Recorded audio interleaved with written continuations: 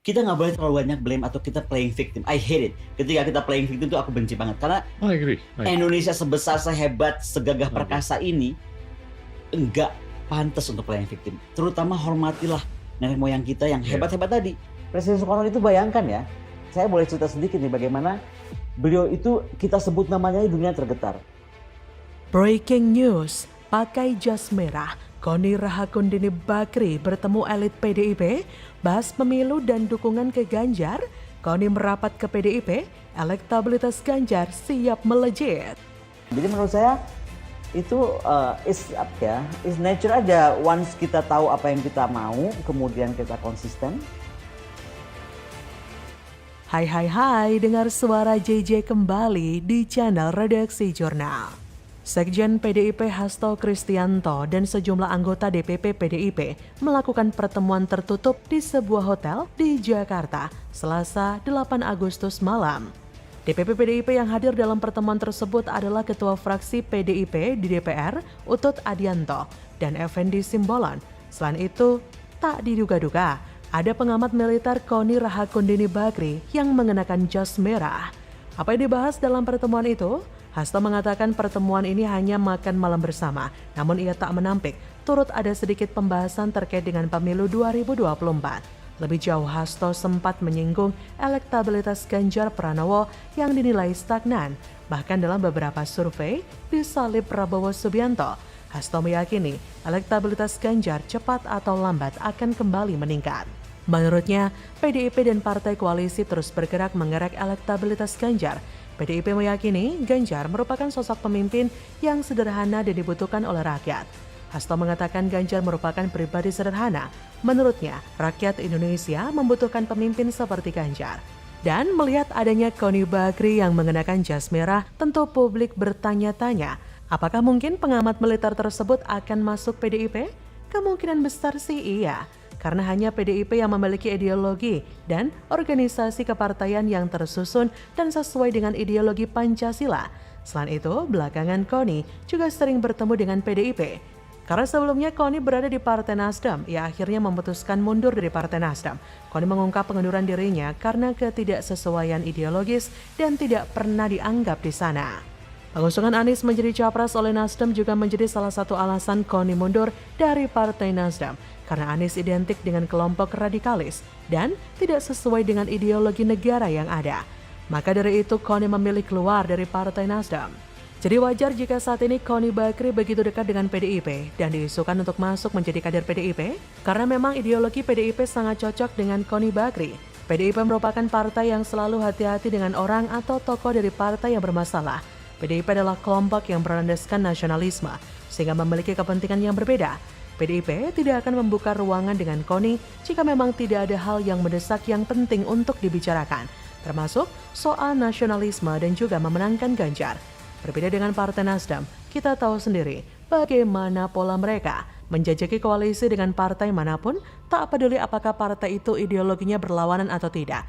Yang penting bisa memenuhi syarat presidensial threshold 20% serta mendapat dukungan sebanyak-banyaknya, plus dapat jatah kursi menteri. Lihat saja apa yang dilakukan Om Paloh belakangan ini, kesana kemari mencari kawan koalisi, termasuk mewacanakan mau mendukung Anies yang dekat dengan kelompok intoleran itu sebagai capres. Tapi namanya politik tidak ada yang tidak mungkin, teman bisa jadi lawan, lawan bisa jadi kawan.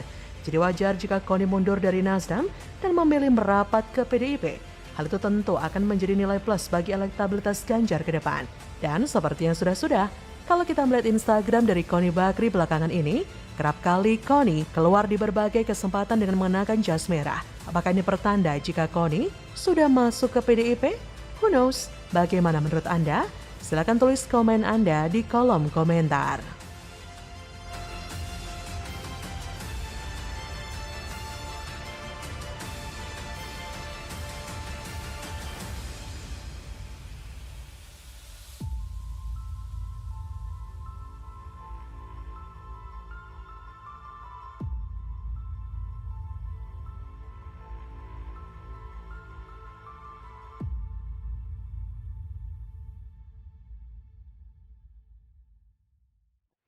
Tantang diskusi terbuka di TV nasional, Irma Chaniago berang semprot Rocky Gerung.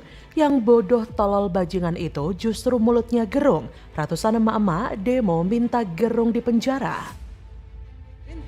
Tapi bukan mencaci maki. Ya, jadi patut orang ini dipenjara. Kenapa? Karena memberikan diskursus politik kepada mahasiswa yang buruk dan kemudian memecah belah umat. Saya sebagai muslim nggak terima juga. Pak Presiden dari awal nggak pernah gubris, karena menurut Presiden bukan levelnya beliau. Iya. Tapi kan udah kelewatan ini. Ini memecah belah umat. Selain memecah belah umat, ya, kemudian memperburuk agama, kemudian juga menjadi diskursus yang buruk untuk mahasiswanya, mahasiswa-mahasiswa, karena dia seorang pendidik, dia bilang dia dosen, senang juga disebut profesor, tapi mengajarkan hal-hal buruk. Halo, selamat datang di channel Redaksi Jurnal bersama JJ. Anggota DPR dari fraksi Nasdem, Irma Suryani Chaniago, menilai Rocky Gerung memang pantas untuk masuk penjara. Karena selama ini, bukan dalam kasus Jokowi bajingan tolol saja, tapi sering ia melontarkan tuduhan yang tidak berdasar alias fitnah terhadap pemerintah. Irma bahkan menilai Rocky sudah kelewatan dengan apa yang ia ucapkan. Untuk itu wajar jika Rocky harus menerima konsekuensi hukumnya. Sepertinya, Irma Chaniago benar-benar berang dan marah besar kepada Rocky. Menurut Irma, perkataan itu tidak pantas dikeluarkan oleh orang yang mengaku sebagai akademisi, berbicara kasar seperti bajingan tolol. Pasalnya beberapa waktu lalu, Irma Chaniago juga sudah menyebut bahwa bahasa yang dikatakan Rocky bukan bahasa seorang akademisi. Namun pantasnya, omongan itu keluar dari orang yang tidak percaya dengan kitab suci. Artinya, orang tersebut tidak beragama. Maka demikian wajar kalau dari mulutnya keluar sumpah serapah setiap hari. Dalam tayangan itu ia juga menyampaikan kepada masyarakat Indonesia, para mahasiswa yang selalu mengeluh-elukan Rocky Gerung untuk tidak lagi menyanjung sangat akademisi itu. Karena tak pantas sebagai orang yang beragama mengidolakan orang yang tidak beragama. Anggota Komisi 9 DPR itu juga menilai orang yang tidak percaya dengan kitab suci tentunya tidak akan percaya dengan agama. Untuk itu Irma berpesan agar masyarakat dapat menjaga etika dan sopan santun meskipun politik itu dinamis, tapi tidak boleh melakukan ujaran yang tidak pantas yang disampaikan Rocky Gerung itu. Jadi Irma merasa Gerung ini pantas untuk dipenjara. Bahkan masyarakat pun juga sangat menentang pernyataan Rocky Gerung. Terbukti ratusan emak-emak di Kabupaten Cirebon sampai menggelar unjuk rasa di kantor Bupati Cirebon Selasa 8 Agustus. Mereka mengecam Rocky Gerung sebagai biang provokator dan penghancur marwah negara. Emak-emak yang menamakan diri Gerakan Moral Wong Cirebon itu menilai ucapan Rocky Gerung sangat tidak sopan dan begitu kasar sehingga dapat merusak anak bangsa. Mereka membawa spanduk dan poster berisikan kecaman serta tuntutan. Spanduk besar yang mereka bawa bertuliskan Cirebon Adem Ayem, Rocky Gerung provokator bangsa dan penghancur marwah negara. KPI blacklist Rocky Gerung dari tayangan TV nasional.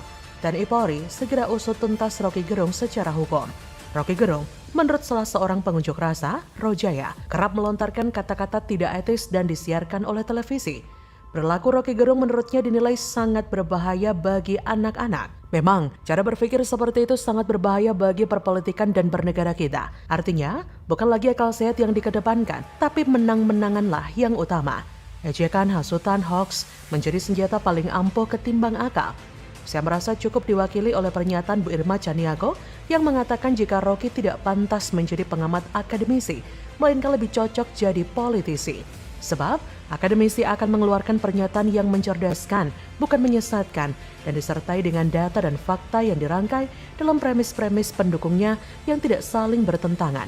Sebab, premis-premis yang diutarakan sebagai dasar menyimpulkan sesuatu yang bertentangan dengan data dan fakta adalah kesesatan.